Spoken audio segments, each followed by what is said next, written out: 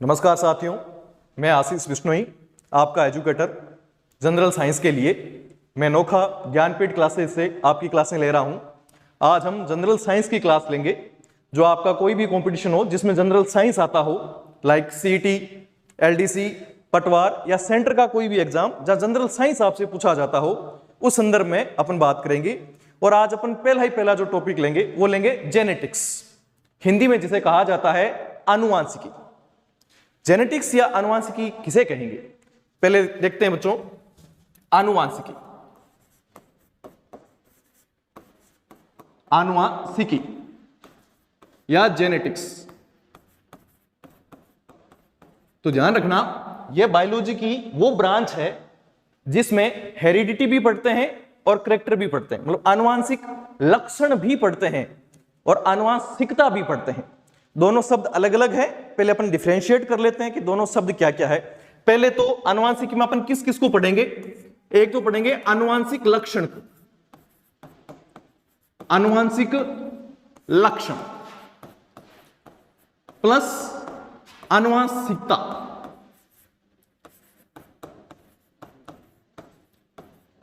तो ध्यान रखना आनुवांशिकी या जेनेटिक्स दो चीजों से मिलकर बनती है, एक तो आनुवांशिक लक्षण और एक आनुवांशिकता। अब आनुवांशिक लक्षण क्या होते हैं, तो सिंपल सी बात है, वो लक्षण जो माता पिता से संतति में जाते हैं या एक पीढ़ी से दूसरी पीढ़ी में ट्रेवल करते हैं। अपना कोई भी लक्षण हो सकता है, जैसे अपनी स्किन का कलर है या अपनी बॉडी का साइज है, अपनी मम्मी से मैच खाता हो या पापा से मैच खाता हो, वो जो सभी लक्षण जो अपने को अपने मम्मी पापा से प्राप्त होते हैं आनुवांशिक लक्षण कहलाते हैं। आनुवांशिक लक्षण जो अपने को अपने पेरेंट्स से प्राप्त हो या कोई भी एंसेस्टर हो, कोई भी पूर्वज से प्राप्त हो, माता की भी कई पीढ़ियों से प्राप्त हो सकता है या पिता की भी कई पीढ़ियों से प्राप्त हो सकता है। जो आनुवांशिकता है इसको बोलते हैं बच्चों हेरिडिटी। हेरिडिटी, आनुवांशिकता में लक्षण जो एक पीढ़ी से दूसरी पीढ़ी में जाते हैं, इस विधि को या इस प्रोसेस को ही बोलते हैं आनुवांशिकता। उसके बाद अपने देखेंगे इस आनुवांशिकी का जनक कौन है, वो पुरुष कौन है या फिर वो साइंटिस्ट कौन है जिसने सबसे पहले जेनेटिक्स के बारे में बात की, जिसने सबसे पहले यह बात की कि लक्षण एक पीढ़ी से दूसरी पीढ़ी में जाते हैं और लक्षण किस प्रकार जाते हैं। तो याद रखें इस संदर्भ में सबसे पहले जिस बंदे ने बताया था उसका नाम था Gregor John Mendel. Gregor John Mendel, ये पहले ऐसे वैज्ञानिक थे या पहले ऐसे जीव विज्ञानी थे जिन्होंने आनुवांशिकता के बारे में बात की, जिन्होंने बताया कि अपने को जो लक्षण प्राप्त होते हैं वो अपने को अपने माता पिता से प्राप्त होते हैं। संतति में लक्षण अपने माता पिता से आते हैं, जबकि ये शब्द आनुवांशिकता शब्द, आनुवांशिकी जो शब्द है यह शब्द दिया गया है बेटसन के द्वारा। शब्द दिया गया है बेटसन के द्वारा। तो ध्यान रखें आनुवांशिकी में अपन क्या क्या पढ़ते हैं, आनुवांशिकी या जेनेटिक्स में क्या क्या पढ़ते हैं, आनुवांशिक लक्षण पढ़ते हैं प्लस आनुवांशिकता पढ़ते हैं। आनुवांशिक लक्षण क्या होते हैं, जो एक पीढ़ी से दूसरी पीढ़ी में ट्रेवल करते हैं, और ट्रेवल करने वाली जो प्रोसेस है उसी को अपन क्या बोल देते हैं, हेरिडिटी। और इसके जनक कौन है, ग्रेगर जॉन मेंडल, जबकि शब्द किसने दिया है, डब्ल्यू बेटसन। अब आगे बात करें अपने नेक्स्ट पेज पे, तो हेरिडिटी। हेरिडिटी, हेरिडिटी पहले आप ये देख लें हेरिडिटी शब्द किसने दिया है। हेरिडिटी शब्द का प्रतिपादन स्पेंसर द्वारा किया गया था। स्पेंसर नामक वैज्ञानिक ने हेरिडिटी शब्द को पहली बार दिया था। ये होती क्या है, इसकी परिभाषा क्या है, तो ध्यान रखना लक्षणों का एक पीढ़ी से दूसरी पीढ़ी में जाना या लक्षणों का पेरेंट्स से ऑफ स्प्रिंग में जाना, संतति में जाना। सिंपल सा लिख लेंगे, यह है लक्षण और ये जा रहे हैं कहां से, एक पीढ़ी से दूसरी पीढ़ी, एक पीढ़ी से दूसरी पीढ़ी। सिंपल सी बात है, लक्षण ट्रेवल करते हैं, जनन का अपना टाइप होता है वो भी अपने अलग से पढ़ेंगे। अलैंगिक जनन में एकदम सेम लक्षण जाते हैं, कोई भी चेंज नहीं होता। जो अलैंगिक जनन में नया जीव बनता है वो एकदम अपने जो पूर्वज है उसकी फोटोकॉपी होता है, जबकि लैंगिक जनन में अपन जानते हैं कि नर और मादा दोनों भाग लेते हैं, इसलिए वहां पे अलग अलग लक्षण आपस में मिक्स होते हैं और आगे जाते हैं। उसके बाद बात करें तो जो आनुवांशिकी के जनक है अपन मेंडल, उनके बारे में बात कर लेते हैं। मेंडल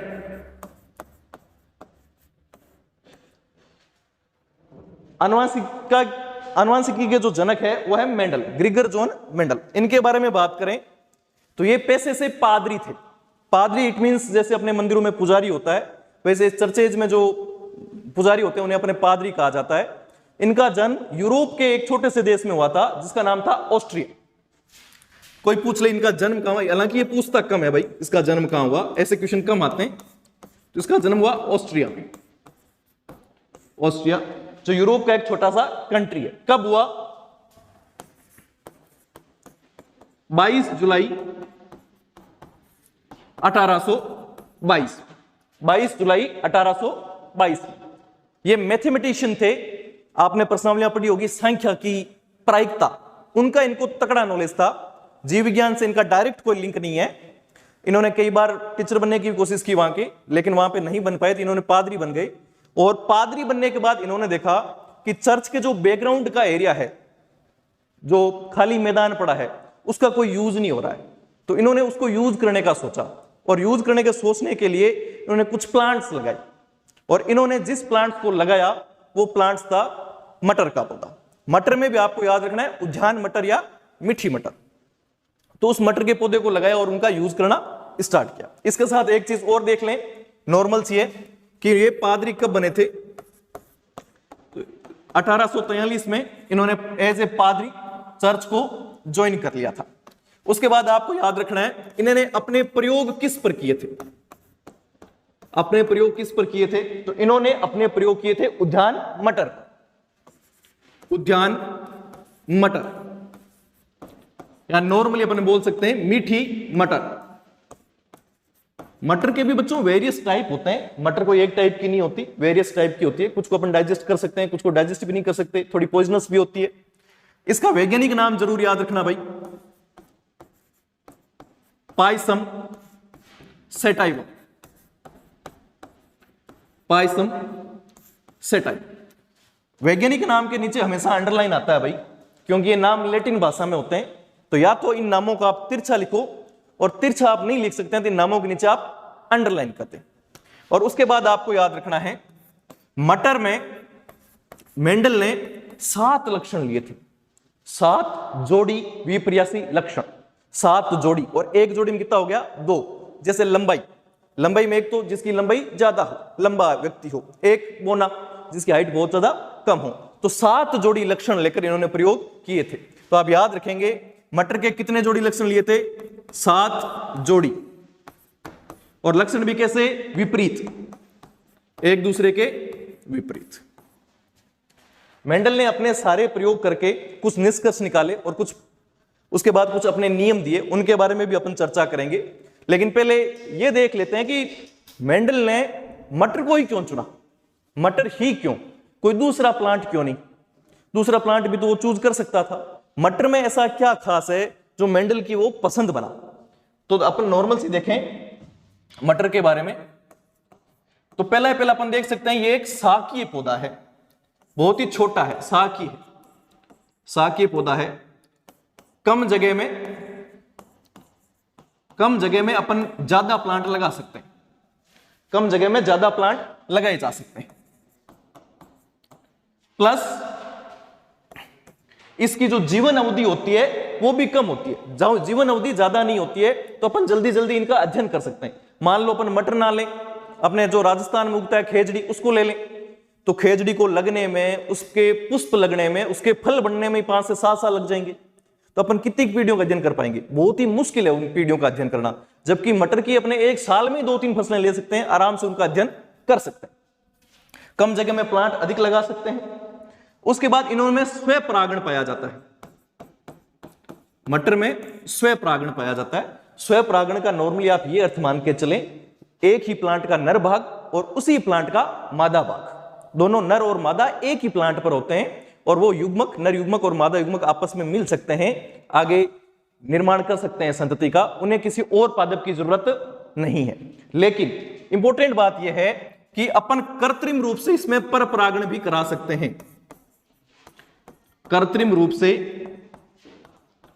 पर परागण भी करा सकते हैं। कृत्रिम रूप से पर परागण भी करा सकते हैं। पर परागण का नॉर्मली अर्थ क्या है?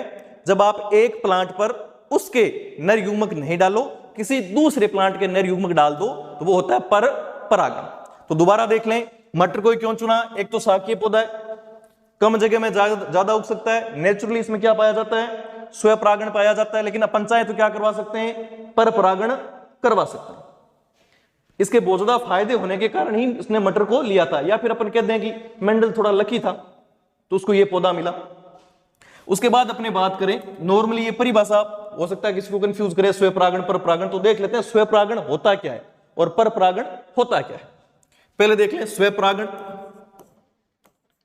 स्वयं परागण सेल्फ पोलिनेशन, सेल्फ पोलिनेशन।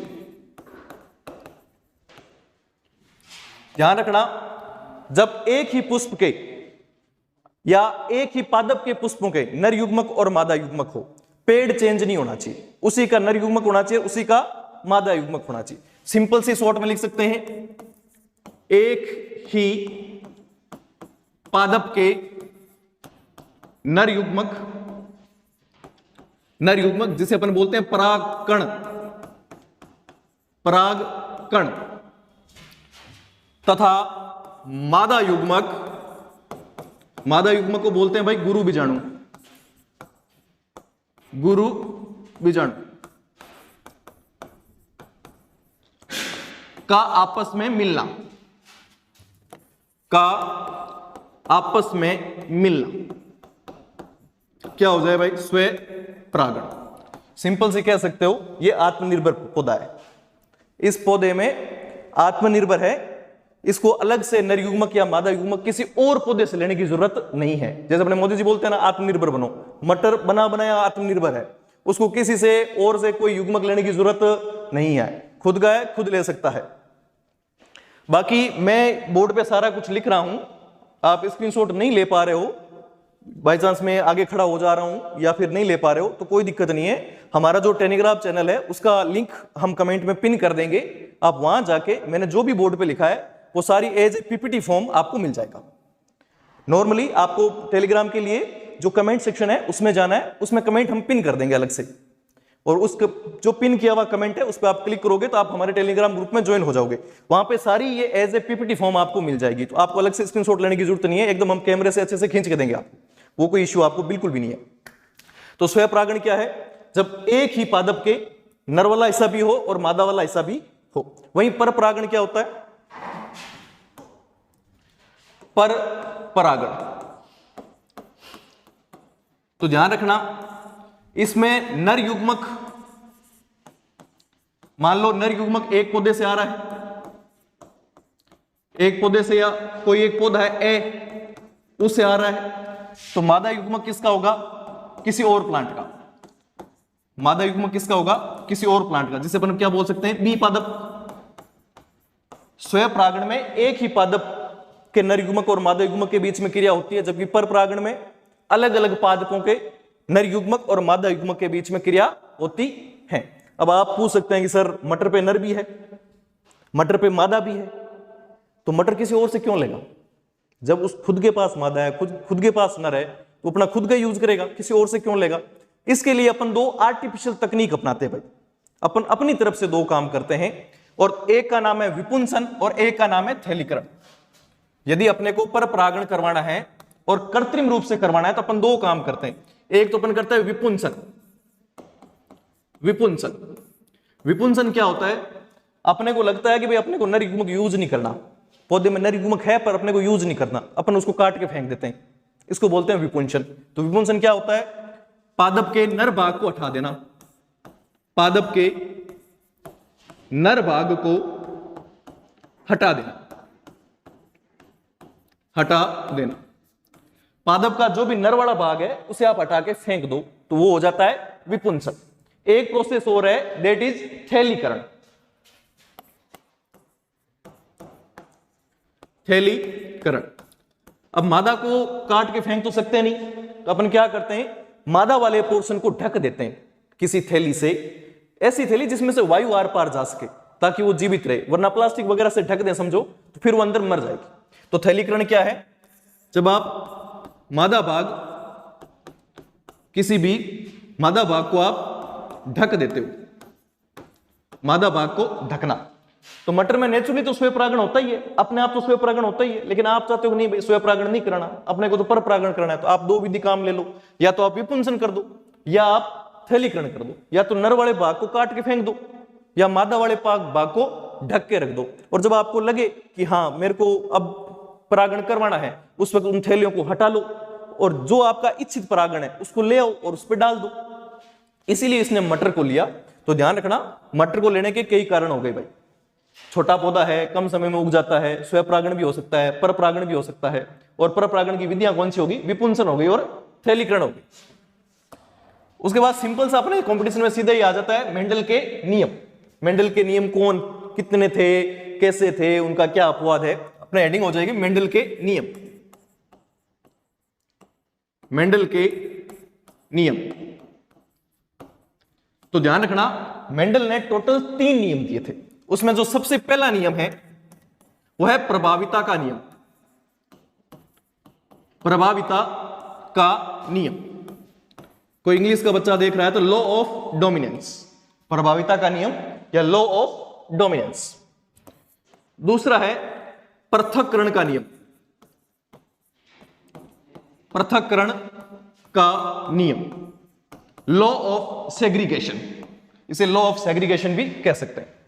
तीसरा है स्वतंत्र अपयूहन का नियम, स्वतंत्र अपयूहन का नियम। मेंडल ने ये 3 नियम दिए थे। पहला दिया था इसने प्रभाविता का नियम, दूसरा दिया इसने पृथक्करण का नियम, तीसरा दिया इसने स्वतंत्र अपयूहन का नियम। तीनों नियमों को अलग अलग देखते हैं, एक एक 1 बाय 1 देखेंगे, इसको विस्तार से भी देखेंगे और इनके एक्सेप्शन भी देखेंगे, और उसके ये नियम देखने के बाद ये भी देखेंगे कि मेंडल फेल क्यों हुआ, और जब एक बार मेंडल फेल हो गया तो 100 साल बाद लोगों ने उसको वापस क्यों स्वीकारा, ऐसा क्या था, और वो कौन लोग थे जिन्होंने वापस खोज की और मेंडल को पुनः जीवित किया। जीवित इन द सेंस, साइंस के सेंस में, वैसे जीवित नहीं हो सकता कोई भी भाई, पॉसिबल ही नहीं है। तो पहला नियम है अपना प्रभाविता का नियम, लॉ ऑफ डोमिनेंस। प्रभाविता का नियम, law of dominance, law of dominance, law of dominance. तो एक चीज आप ध्यान रखें, जैसे आप अपने माता पिता की F1 पीढ़ी है, पहली पीढ़ी है, और आपकी संतान आपकी पहली पीढ़ी होगी, आपके दादा दादी के लिए आप उनकी दूसरी पीढ़ी है। तो मैं यहां पर F1 पीढ़ी का जिक्र करूंगा। F1 पीढ़ी का सिंपल सा मतलब है पहली पीढ़ी। किसी भी जनक की जो पहले बच्चे होते हैं उनको बोलते हैं पहली पीढ़ी। अब उन बच्चों के भी बच्चे हो गए तो वो हो गई दूसरी पीढ़ी, और अपने साइंस में बोलेंगे F1 पीढ़ी और F2 पीढ़ी। F ही क्यों, क्योंकि इंग्लिश का वर्ड है फिलियल, जिसका हिंदी में अर्थ होता है पीढ़ी, तो फिलियल फर्स्ट, फिलियल सेकंड। अब प्रभाविता का नियम है क्या, मेंडल ने बोला यदि आप F1 पीढ़ी प्राप्त करना चाहते हो तो आपको F1 पीढ़ी में केवल प्रभावी लक्षण ही प्रकट होंगे, अप्रभावी लक्षण प्रकट नहीं होंगे। जैसे मैं अपनी इंसानों की हाइट ले लूं, या मटर है तो मैं मटर की हाइट ले लूं। मटर की हाइट में जो मटर लंबा होता है, लंबापन तो है प्रभावी लक्षण, जबकि जो मटर का बोनापन है वो है अप्रभावी लक्षण। तो F1 पीढ़ी में कौन सा लक्षण दिखेगा, जो प्रभावी है, जो लंबा है, जबकि अप्रभावी दिखेगा नहीं। तो ध्यान रखें, प्रभाविता के नियम को क्या बोलते हैं, मेंडल के अनुसार, मेंडल के अनुसार F1 पीढ़ी में, F1 पीढ़ी में केवल प्रभावी लक्षण दिखेंगे, केवल प्रभावी लक्षण दिखेंगे,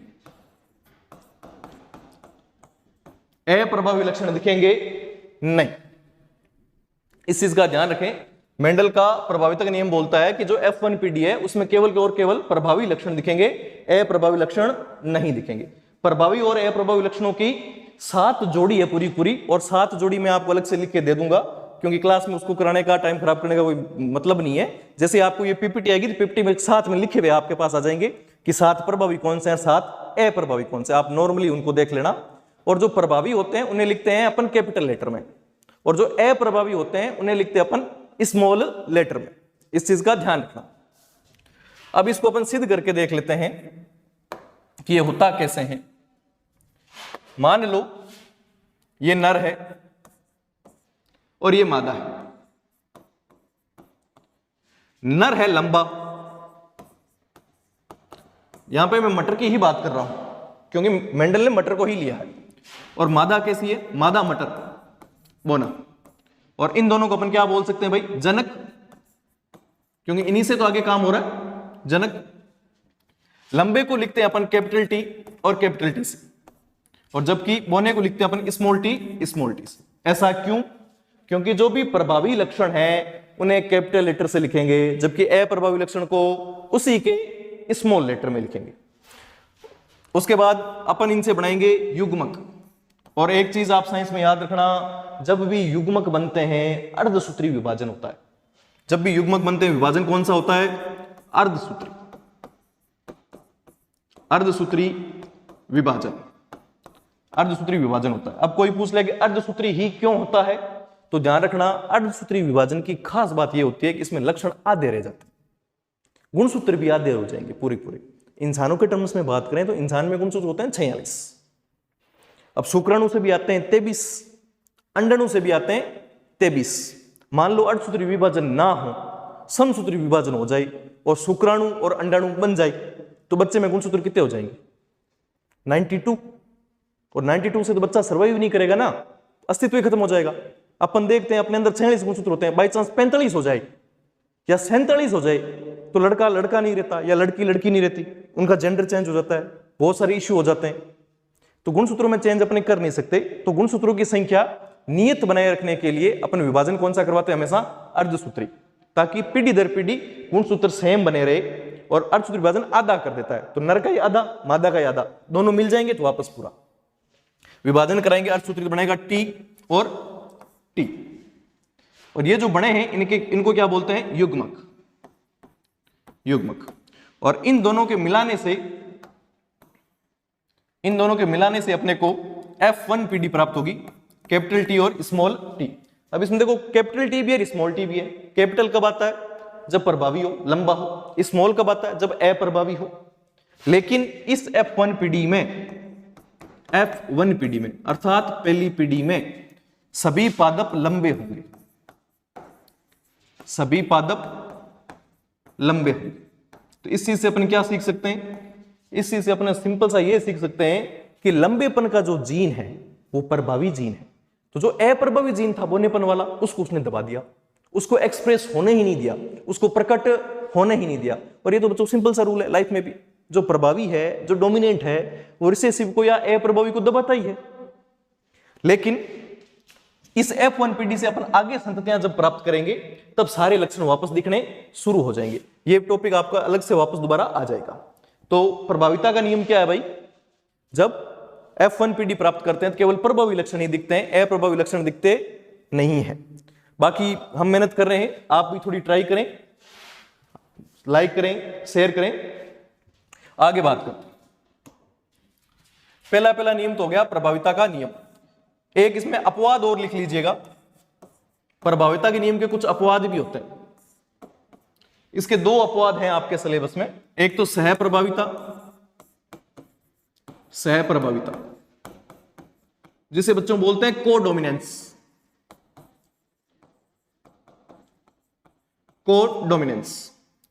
दूसरा इसका अपवाद है अपूर्ण प्रभाविता, अपूर्ण प्रभाविता, इनकंप्लीट डोमिनेंस।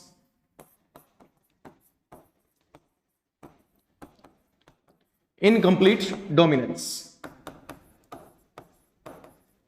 Incomplete dominance. प्रभाविता में केवल प्रभावी दिखते हैं, लेकिन सहप्रभाविता में दोनों दिखते हैं, प्रभावी लक्षण भी दिखते हैं, अप्रभावी लक्षण भी दिखते हैं। अपूर्ण प्रभाविता में जो प्रभावी लक्षण है वो जो अप्रभावी लक्षण को पूरी तरीके से दबा नहीं पाता है। आगे विस्तार से देख लेंगे, आप एक बार केवल नाम नोट डाउन कर लें, उसके बाद विस्तार से देख लेंगे।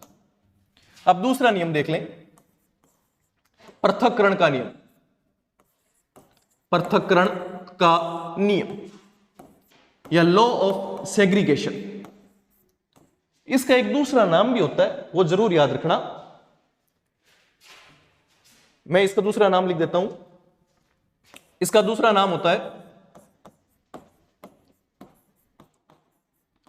युग्मकों की शुद्धता का नियम।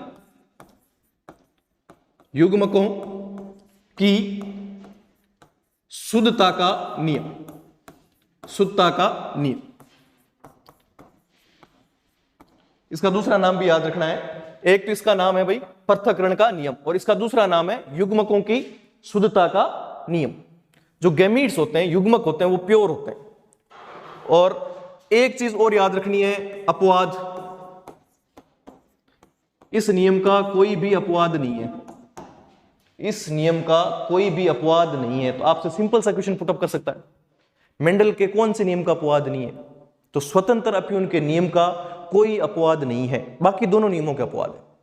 प्रभाविता के नियम का भी अपवाद है, और आगे अपन पढ़ेंगे स्वतंत्र अपयूहन का नियम, उसके भी अपवाद आएंगे। लेकिन ये एकमात्र नियम है जिसका कोई अपवाद नहीं है। और ये होता क्या है?